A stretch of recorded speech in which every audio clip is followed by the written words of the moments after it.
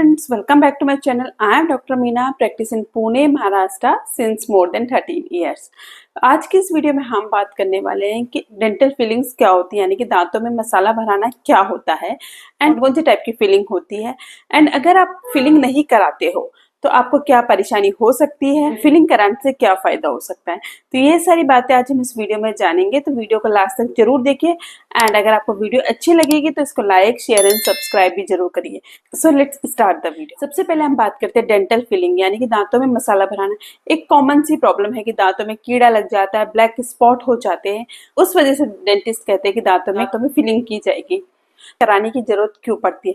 Dental feeling यानी कि दांतों में मसाला भराना भी इसको कहा जाता है। तो ये एक बहुत कॉमन प्रोसीजर होता है।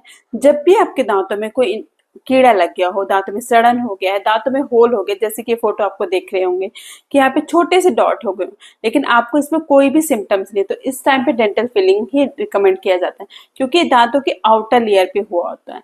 यानी कि जैसे कि दांतों की 3 लेयर होती है, तो सबसे अंदर की जो लेयर होती है वो होती है नर्व, यानी कि नसें उस लेयर में होती है।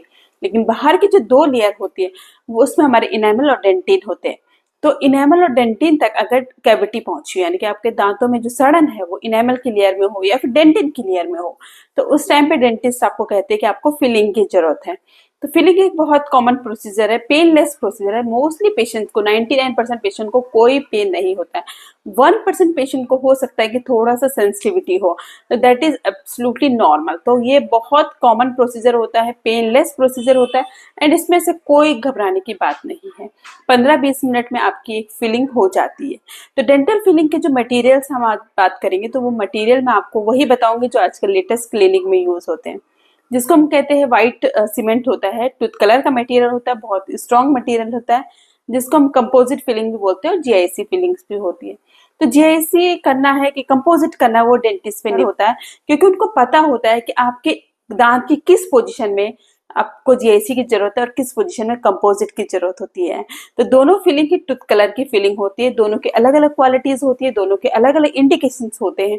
ये आपके डेंटिस्ट ही डिसाइड करेंगे कि आपके किस दांत में कौन सी फिलिंग की जरूरत होती है। अब आप बात करते हैं कि आप सोचते हैं कि मैम हमको तो कोई पेन ही नहीं है, कोई सेंसिटिविटी नहीं है, कुछ भी प्रॉब्लम नहीं है, एक सिंपल डॉट तो है, तो कैविटी को ऐसे ही रहने दिया जा सकता है? जी हाँ, आप बिल्कुल कैविटी को छोड़ सकते हैं, कोई प्रॉब्लम नहीं होगी। बस प्रॉब्लम इतनी हो गई कि आप 6 महीने के बाद मेरे पास आओगे, कहोगे मैम मेरे को दर्द हो रहा है। जी हाँ, ये क्योंकि इन्फेक्शन है, एक तरीके से आप समझो कि सड़न आपके दांतों में लगी है एंड ये सड़न बढ़ेगी, कम नहीं होगी जब तक हम इसको फिल ना कर दें, इसको हटा ना दें, तब तक ये बिल्कुल भी कम नहीं होगा। बिल्कुल भी ऐसा नहीं होता कि रिवर्स प्रोसीजर, ये एक इरिवर्सिबल प्रोसीजर होता है कि डेंटल केरीज अगर लग जाए, कैविटी अगर सड़ना दांत में शुरू हो जाए तो बढ़ता ही बढ़ता है, क्योंकि ये बैक्टीरियल इन्फेक्शन होता है, वो बढ़ेगा ही बढ़ेगा।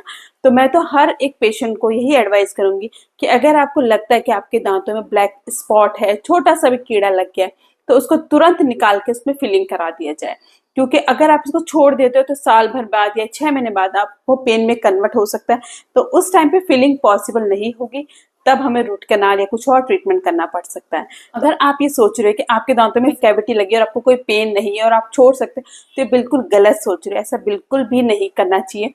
आपको अगर लग रहा है कि आपके दांतों में छोटा सा डॉट भी है, स्पॉट भी है, तो आपको किसी डेंटिस्ट का विजिट करके तुरंत फिलिंग करा देना चाहिए, क्योंकि इससे आपके दांतों को हम बचा रहे हैं, दांतों में इन्फेक्शन फैलेगा नहीं। तो आई होप आपको वीडियो अच्छी लगी होगी। If you still have any doubt you can write in the comment box. So thank you so much for watching my video.